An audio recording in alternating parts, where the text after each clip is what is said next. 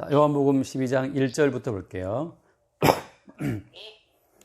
6월절 엿새 전에 예수께서 베다니에 이르시니 이곳은 예수께서 죽은 자 가운데서 살리신 나사로가 있는 곳이라.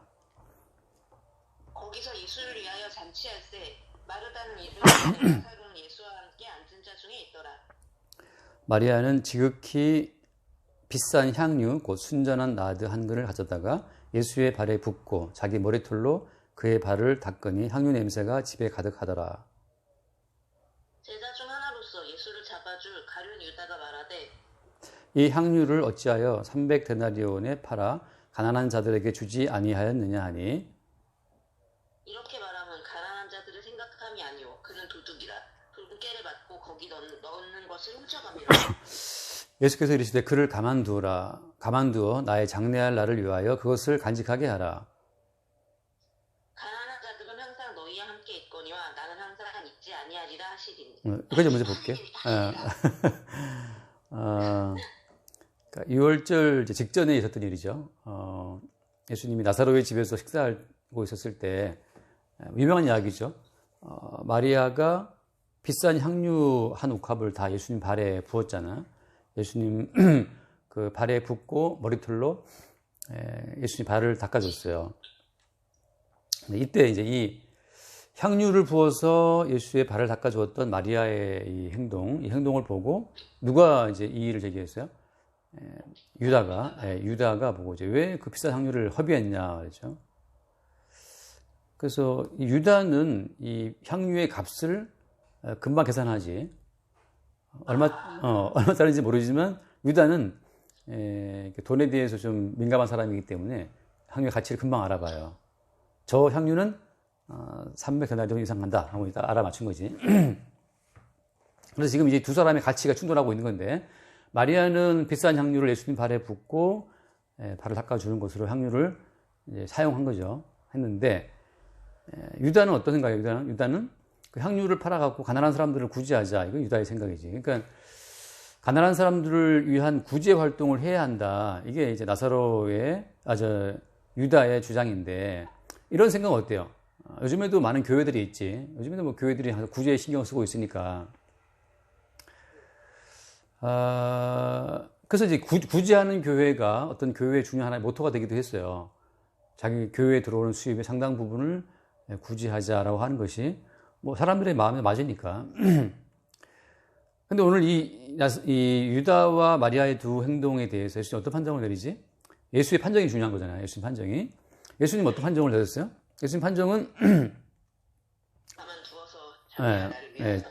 장례할 날을 위해서 간직하게 하라. 그러니까 예수님은 자기의 십자가의 죽음을 지금 말씀하고 있는 거지. 그러니까 가난한 자들을 돕는다라고 하는 그 구제에 대한 유다의 이야기에 예수님이 동의하지 않고 자기 자신의 장례, 예수의 십자가의 죽으심에 대한 이야기로 이 어떤 판정을 짓잖아요.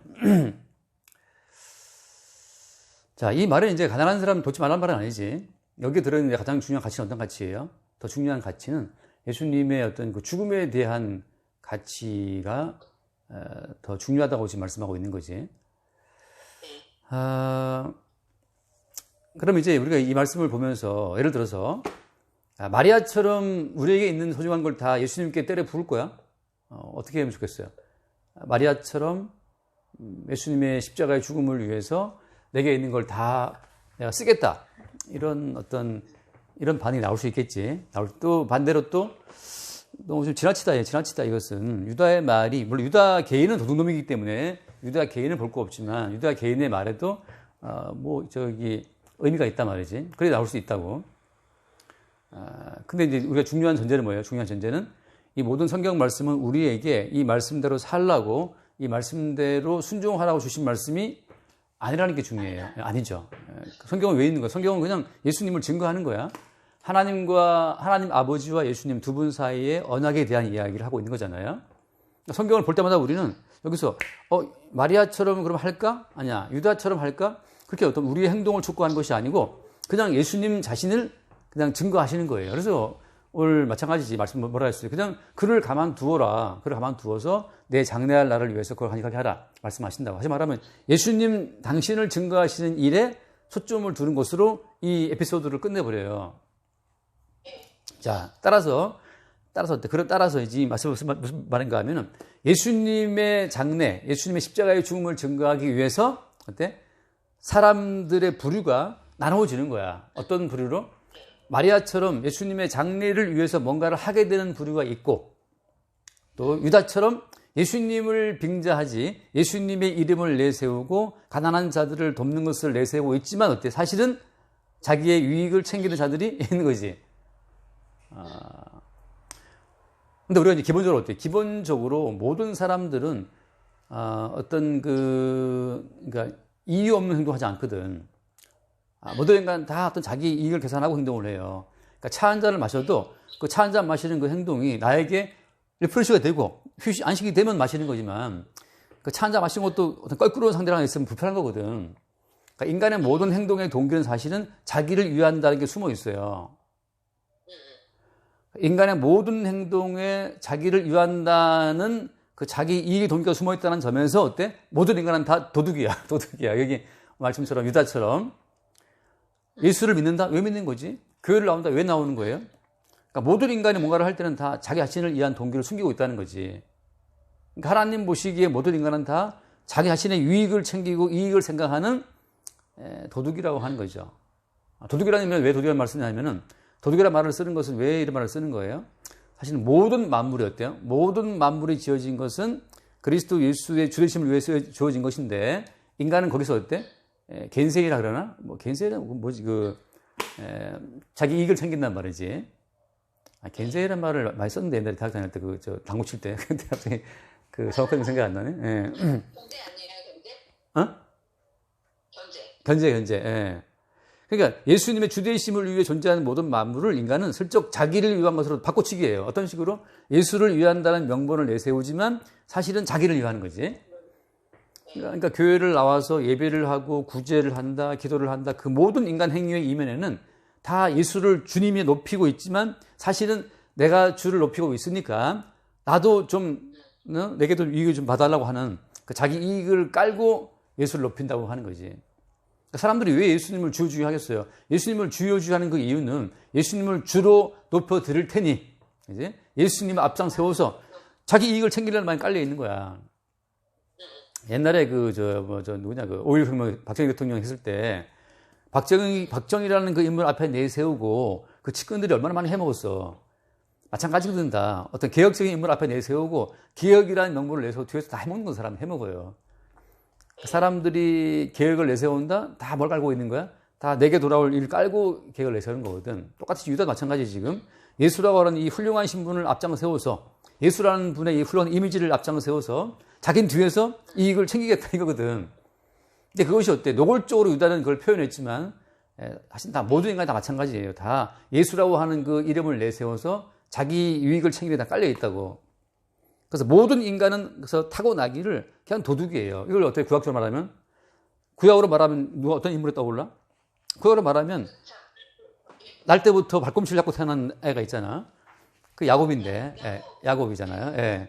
그러니까 날 때부터 발꿈치를 잡고 남의 걸 쓰러뜨려서 내 거 챙기는 것이 야곱인데 장자의 명분 가지고 와, 내가 먹겠다 이거지. 장자에 돌아올 어떤 혜택 내가 먹겠다 이거지. 그러니까 언약을 내세워서 자기의 유익을 챙기는 그 야곱적인 본성이 그게 다 깔려 있어요. 그러니까 이런 말씀을 대하면서 유다 나쁜 놈. 그 주제를 알아야지. 너는 왜 예수 왜 믿냐? 너는 다른 사람을 왜 높여주냐? 우리가 다른 사람에게 밥 한 끼를 사줘도 밥 한 끼를 사줌으로 내게 돌아올 어떤 반대급부적인 가치, 그 가치를 챙기기 때문에 밥을 사주는 거지. 예수님 말씀처럼 그 부자한테 말씀했잖아요. 너의 모든 소유를 내 값을 표현하니까 사게 되더라고요. 그렇죠. 그렇지. 내가 얻어먹으면 내 값을 표현하니까 내가 내겠다. 내가 냈겠다. 그러니까 서로가 서로의 가치를 서로 챙겨주고 막 그러는 건데, 거기서 이제 어느 한쪽에 균형이 기울어버리면 관계가 끝나요. 관계가 끝나. 예, 균형의 추가 안 맞으면 끝나, 관계는.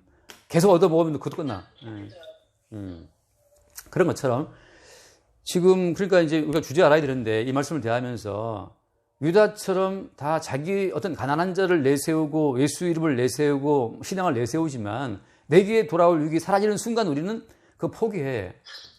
예수를 1년 믿고 2년 믿고 10년을 믿어도 점점 내 생활이 나아지지 않고 망가지고 있다면 끝까지 자기 오기로 예수를 믿을 사람은 없어요. 오기로 믿다가 다 포기하거든. 그게 베드로 같은 경우거든. 내가 목숨 바치겠다라고 했지만 어때요? 마지막에 예수를 세 번 부인하거든. 내게 돌아올 가치가 내 생존까지 위협하고 있어 지금. 위익은커녕 내 생존이 이틀어. 그러면 예수를 부인하지. 그게 이제 모든 탁월한 인간의 본성이라는 사실이거든. 여기서 이제 인간으로부터 시작된 모든 믿음은 다 철수가 돼야 마땅하거든. 다 도둑이고 다 베드로처럼 세번 부인하는 인간이고 다 뭔가 유익을 기대하고 따라왔다가 유익이 돌아오지 않고 유익은커녕 이게 칼이라고 생겼으면 뜨거랑 하고 예수를 버리게 되지. 그런 점에서 어때요? 다 똑같아. 모든 인간들은. 그런데 이제 아까 중요한 것처럼 그렇다면 어때요? 마리아 행동은? 이 마리아의 행동은 왜 나온 것이냐 말이지. 마리아 행동은. 자, 중요한 건 지금 어때요? 마리아가 예수님의 십자가의 죽음을 미리 알아요? 몰라요?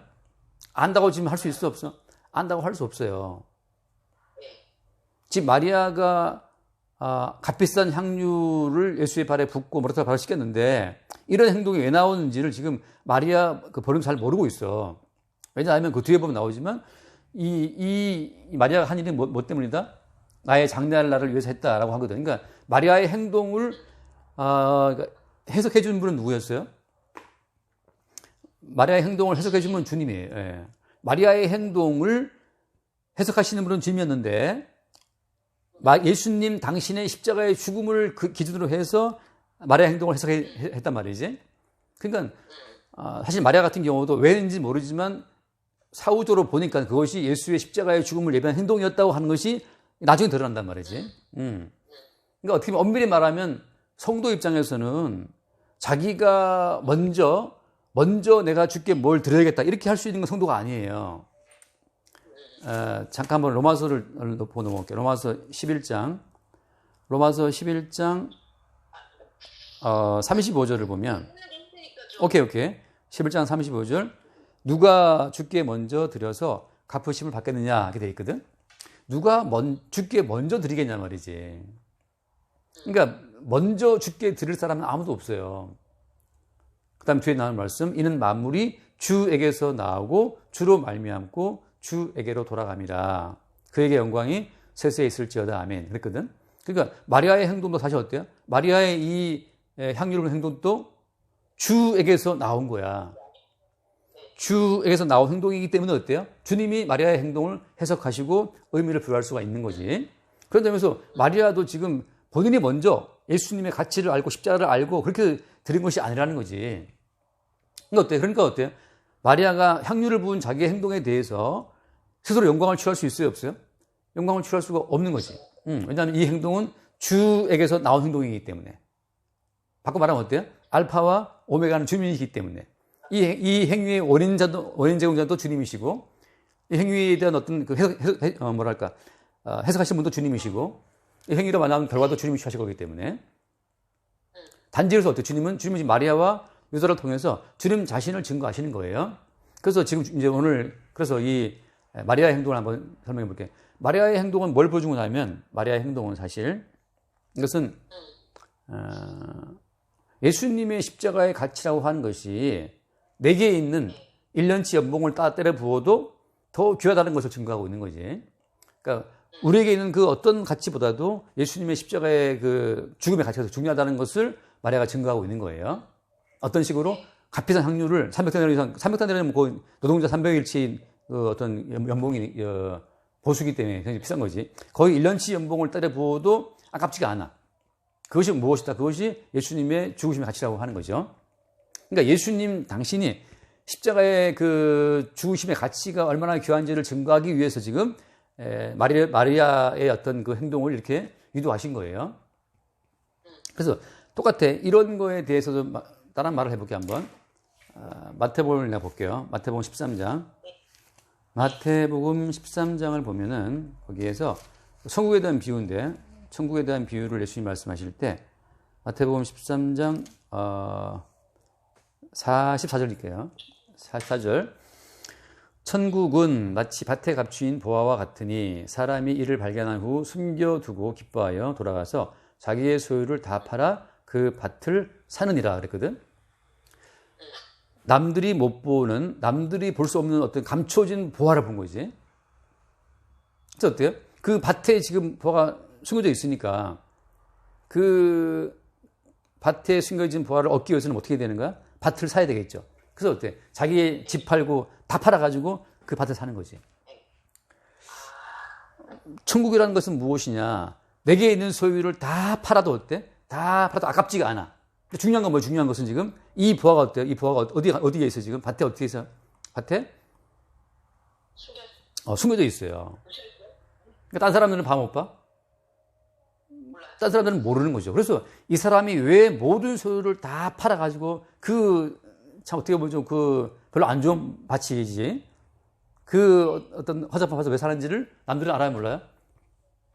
남들은 모르는 거예요. 바꿔 말하면 마리아가 왜 향유를 예수의 발에 부었는지 쟤들은 알아 몰라? 쟤들은 몰라. 우리 혼내켜. 왜 허비하느냐? 그렇네요. 노아의 방주. 그렇죠. 마찬가지죠. 연소. 네. 그러니까 지금 여기서 지금 소유를 다 팔아가지고 허접한 그 밭을 구매하니까 다 말려, 친구들도 말리고. 왜 저거 사냐, 쓸데없는 밭을. 저 밭은 의미 없다. 근데 이 사람은 지금 뭘 알고 있어, 지금? 감춰진 보화를 봤잖아요. 그러니까 감춰진 보화를 보게 된 자와 보화는 안 보이고 밭만 보는 자와의 차이점이지. 그러니까 예수 그리스도는 감춰진 보화 같은 분이야.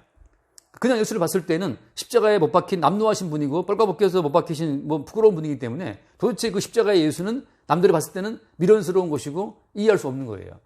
헬라인들이 보기에는 어때? 헬라인들 보기에는 미련한 것이고 유대인들이 봤을 때는 거리끼는 거지. 근데 오직 감추어진 그 보화를 본 자만 가치를 알고 밭을 사는 거죠. 그 뒤에 마찬가지야. 다시 보죠. 또 천국은 마치 좋은 진주를 구하는 장사와 같으니 극히 값진 진주 하나를 발견하며 가서 자기의 소유를 다 팔아 그 진주를 샀다. 자, 같은 말은 뭐냐면 자기의 소유를 다 팔았다는 거야. 자기의 소유를 다 팔았다는 거. 이 땅에 주어진 모든 걸 다 팔아도 아깝지가 않아. 감춰진 보화를 받기 때문이고 극히 값진 진주를 받기 때문이죠. 그러니까 마리아는 예수의 가치를 알아본 거죠. 앞에서 이런 말을 하거든. 앞에서 한번 다시 읽어볼게요. 그 마태복음 13장 앞부분에 예수님이 비유를 말씀할 때 이런 말 먼저 전제를 깔고 시작하신다고. 13장 그 10절 말씀 볼게요. 10절. 제자들이 예수께 나와 이르되 어찌하여 그들에게 비유로 말씀하시나이까. 11절. 대답하여 이르실 때 천국의 비밀을 아는 것이 너희에게는 허락되었으나 그들에게는 아니 되었다라고 하거든. 그러니까 천국의 비밀을 아는 것이 허락된 자와 그렇지 않은 자가 나눠져요. 이미 천국의 비밀을 아는 자와 그렇지 않은 자, 천국의 비밀을 알도록 허락된 자와 그렇지 않은 자를 주님이 이 전제에 두고 비유를 풀어 가신단 말이지. 그래서 어때요? 감춰진 보화야. 감춰진 보화고, 감춰진 보화인데 그것을 본 사람이 있고 못 본 사람이 있는 거죠. 자, 그런 것처럼 오직 천국은 천국의 주인이신 주님에 의해서 허락된 자들에 의해서만 천국의 가치가 보이는 거고, 그 천국의 주인이신 예수님의 죽음의 가치가 보이는 거예요. 하나 더 읽어볼게. 이런 흐름으로 히브리서 말씀 볼게요. 히브리서 12장을 보면, 11장이다. 히브리서 11장에 모세의 말이 나오는데, 히브리서 11장 25절을 볼게요. 도리어 하나님의 백성과 함께 고난은 받기를 잠시 죄악의 낙을 누리는 것보다 더 좋아하고 그리스도를 위하여 받는 수모를 애굽의 모든 보화보다 더 큰 제물로 여겼으니 이는 상 주심을 바라봅니다. 그랬거든. 자, 모세를 갖다가 해석하기를 그리스도를 위하여 받는 수모라고 한단 말이지. 모세가 언제 그리스도를 위해 수모 받았어요? 구약으로서는 알 수 없는 이야기지.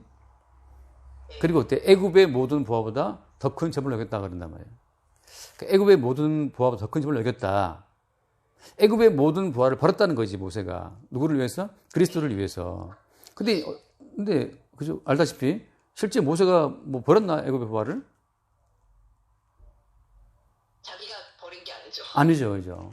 그냥 사람 죽여갖고 도망간 거거든. 사람 죽여 도망가서 광야 대피해 있다가 주님 부르심 받고 이제 오게 된 건데, 바꿔 말하면 모세가 모세 개인의 의지로 저기 애굽을 버린 것이 아니고, 아까 만물이 주에게서 나오고 주로 말미암고 말씀처럼 그냥 이 모세는 주님에 의해서 주님이 일으키신 사건에 의해서 어쩔 수 없이 애굽의 모든 부하를 버리고 도망친 거란 말이에요, 광야로. 그 자기는 살기 위해 도망친 그 행위인데 주님께서 어떻게 해석하시는 거예요? 네가 나를 위해서 애굽을 버렸다고 평가하시는 거지. 지금 마리아가 예수의 발에 향유를 부은 그 동기가 뭔지는 정확히 몰라요. 모르는데 어때? 예수님은 그걸 보고 야, 네가 나를 위해서 나를 당대를 준비하고 있다고 평가하시는 거지. 그러니까 우리 행위에 대해서도 우리가 스스로 알 수 있어 없어? 내가 왜 태어났는지, 왜 살아가는 것인지, 왜 결혼을 했는지, 왜 아이를 낳았는지 우리는 몰라요. 단지 어때? 주님만이 우리 모든 행위를 해석하시는 거야. 사실은 어때? 사실 이재 집사님이 사실은 정용진 신세계 부회장인가? 그 사람이랑 결혼해가지고 살 수도 있었을 운명이었단 말이지. 고현정인 거 아니고. 기분 나쁜가? 기분 나쁜가? 그러면 좋아. 원빈? 너무 좋아요. 아니, 스티브 잡스 돈 많고 명 짧은 남자들 많잖아. 그럴 수도 있었는데, 그만 이게 김현태가 결혼했단 말이지. 이걸 나중에 주님 보시기에는, 스티브 잡스가 이런 애플 그 제국에 엄청난 그 모든 부하를 버리고 그리스도를 위해 고난받았다라고 평가할 수도 있는 거죠. 예. 그렇게 지금 내가 하는 모든 행동이 다 그렇게 해석되는 거잖아. 아멘이죠. 그렇죠. 나중에 아니지. 예. 그러니까 주님에 의해서 다 우리의 그 행동이 다르게 풀린단 말이지. 난 가끔 생각할 때 예수님 대신 비유 가운데서 나사로 거지 비유가 있단 말이지. 나사로 거지도 왜 살았을까? 근데 그 나사로 거지는 도대체 세상의 모든 소유를 다 버린 사람이야. 애굽의 부하를 버린 모세처럼, 그죠? 자기의 소유를 다 팔아가지고 그 밭을 구입했던 그 사람처럼 나사로 거지는 자기의 모든 소유를 다 팔았어. 뭘 얻기 위해서? 천국을 얻기 위해서. 그런 사람인 거지, 말하자면. 그러니까 모든 성도는 사실, 모든 성도는 다 마찬가지인데 주님에 의해서 천국을 얻도록 그리스도 예수의 십자가의 그 죽음에 참여되도록 모든 것을 다 잃은 사람들이에요. 사실 나는 옛날에 나폴레옹 좋아하고 시저 좋아했으니까 나도 옛날에 그 시저로 태어났으면 내가 로마 제국을 내가 소유한 사람이었겠지. 근데 주님께서 주님을 위해서 로마 제국의 그 버리고 이 땅에 태어난 거지. 과대. 신세계 주인으로 살 수 있었는데 그걸 버리고 LH 살고 있잖아요. 이름 바꿨나요? 그거에도 긴 얘기가 있는데. 오케이. 현재는 어쨌든 LH예요. 아직까지는. 자, 똑같아요. 또 마찬가지로 한번 말씀 더 볼게요. 빌립보서를 보면 사도 바울이 그런 말을 하거든. 빌립보 3장에 볼게요. 3장 10절 말씀 보면 그 3장 7절부터 봐야겠다. 7절. 그러나 무엇이든지 내게 유익하던 것을 내가 그리스도를 위하여 다 해로 여길 뿐더러 또한 모든 것을 해로 여김은 내 주 그리스도 예수를 하는 주시 가장 고상하기 때문이다. 내가 그를 위하여 모든 것을 잃어버리고 배설물로 여김은 그랬거든. 하다 바울은 지금 유익하던 모든 것을 다 어때? 다 배설물처럼 여겼다는 거죠. 또 말하기를 내가 그를 위하여 모든 것을 잃어버렸다. 모든 것을.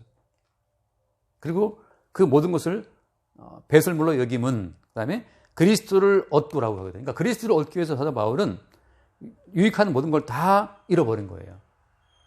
모세가 애굽을 잃어버리듯 그 감추인 부하를 얻기 위해서 모든 소유를 다 팔았던 그 사람처럼 마리아가 1년치 연봉을 그냥 예수의 발에 때려 부었던 것처럼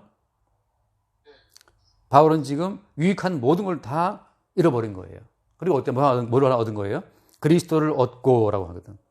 모든 것을 잃어버리고 그리스도를 얻고 그리스도를 얻기 위해서 다 잃어버린 거지. 그 안에서 그게 나의 뭐냐 하면은 내가 그리스도와 그 부활의 권능과 그 고난의 참여함을 알고자 하여 그의 죽으심을 본받아라고 하거든. 그러니까 그의 죽으심에 참여해서 그의 부활에 이르기 위해서 바울은 모든 걸 다 잃어버렸다고 하는 거죠. 그런 것처럼 모든 성도 마찬가지예요. 성도의 인생은 그리스도를 얻고 그리스도의 죽음에 참여하기 위해서 모든 걸 잃어버린 인생이라고 하는 거지. 그럼 나는 지금 뭐 집도 있고 차도 있고 뭐 남편 다 있는데 뭐 잃어버렸습니까? 아까 예로 든 것처럼 사실은 더 큰 집을 잃어버린 거고 더 좋은 남편을 잃어버린 거고 그렇다는 거죠. 사실은 서울대를 나오고 하버드를 나오고 뭐 예일대를 옥스퍼드를 나오고 그래서 지금쯤 장관 물망에 오르내릴 수 있는 인생을 살 수 있었던 이지혜 집사가 지금 빨래 개고 앉아 있단 말이지.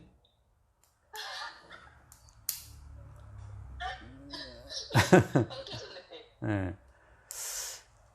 그러니까는 우리가 지금 왜 이런 인생을 살아가는지 우리는 우리 인생에 대한 그 모든 의미를 해석할 수가 없어요. 우리가 조물주가 아니기 때문이고. 근데 언약의 주님만이 우리 인생을 해석할 수가 있죠. 그래서 현재 우리가 사실 뭐 100억대 부자라 한다 하더라도 마찬가지예요. 주님 보시기에는 엄청난 걸 잃어버린 자들로 주님이 취급하시는 거예요. 그러니까 이미 성도는 어때요? 성도는 이미 그리스도 예수 안에서 완성된 삶 속에 있다는 거지. 단지 육신 속에서 올라오는 그 죄로 말미암아서 주님이 해결하신 속죄 은총을 발견할 뿐이지. 사실은 이미 성도는 완전한 은혜 속에 살고 있어요. 그리고 우리 인생에 대한 모든 해석도 주님만 할 수 있다고. 그런 점에서 이제 오늘 이 예수님의 이 사건 자체는 사실은 타고난 우리의 모든 성정은 유다처럼 도둑이라고 하는 거. 그런 우리의 도둑 같은 이 인생들을 주님이 어떻게 그 도둑 같은 야곱의 인생을 주님이 손대심으로 말미암아 결국은 어때요? 야곱을 하나하나 다루셔서 야곱을 통해 언약 가치를 끌어내시는 것처럼 주님은 이제 우리의 모든 이 심정을 통해서 언약을 다 증거하시게 되는 거죠. 그래서 주님의 언약을 증거하는 일에 동원됐다는 측면에서 사실은 주의 영광에 참여하는 거예요. 바꿔 말하면 그리스도 예수의 지체로 이 땅을 살기 때문에 그리스도 예수의 영광에 참여하게 되는 거야. 지난주에 그래가지고 거의 시간이 됐다. 그래가지고 지금 분량이 다 됐어. 그래서 성도의 인생은 사실은 주님 손에 들려있는 인생이고 주께서 끌어가시는 그대로 끌려가는 인생이에요. 그걸 통해 다만 성도는 어때? 뒤늦게 주님이 예비하신 그 모든 일을 모든 것이 주에서 나오고 주를 말미암고 주 돌아간다고 하는 나중에 영광을 돌려드리는 그 이유는 뭐냐면 일의 전무를 보니까 사건의 전무를 다 본 상태에서 보니까 영광은 다 주님 거였어. 그때 천국에서 영광이 주께 돌아가는 것이고 멸관을 주께 돌려드리는 거예요. 팔려간 요셉이 나중에 보니까 어때? 알고 보니까 다 주님께서 준비하신 언약의 활동이었단 말이지. 그 언약의 활동의 전모를 봤을 때 요셉은 나를 이곳에 보내신 분은 형님들이 아니고 바로 하나님이었다는 사실을 고백한단 말이지. 그때 나를 이곳에 보내신 분, 나를 여기에 살게 하신 분이 누구 때문이 아니고 주님이라는 사실을 보게 될 그 순간 어때? 그 전체 일의 전모가 파악되면서 주께 영광 돌릴 수 있는 거예요. 지금 우리 인생이 힘들고 괴롭다 하더라도 아직 일의 전모를 몰라서 그러거든. 주께서 우리 인생을 통해서 주의 영광을 이루신다고 하는 거죠. 여기까지 합시다. 기도합시다. 하나님 아버지, 오늘도 이렇게 말씀 들을 수 있는 시간을 주셔서 감사합니다. 저희의 모든 이기적인 행동들도 예수께서 예수님의 뜻으로 저희를 이끄시고 있습니다. 우리 주 예수 그리스도 이름으로 기도드렸습니다. 아멘. 주님 왜 태어나서 왜 살아가는지 우리 알지 못하지만 만유의 주님께서 이미 우리 인생을 통해서 일하시고 우리 인생을 통해 그리스도 예수의 주되심을 나타내심을 믿습니다. 우리의 안목으로 우리 인생을 보지 않게 하시고 만유의 주님이신 그리스도 예수를 위해 존재하는 그 안목으로 우리의 인생과 만물을 볼 수 있도록 축복하여 주옵소서. 십자가에 죽으신 예수님의 가치가 모든 만물보다 더 크고 위대함을 우리 인생을 통해 볼 수 있도록 축복하여 주옵소서. 우리 주 예수님을 기도드립니다. 아멘.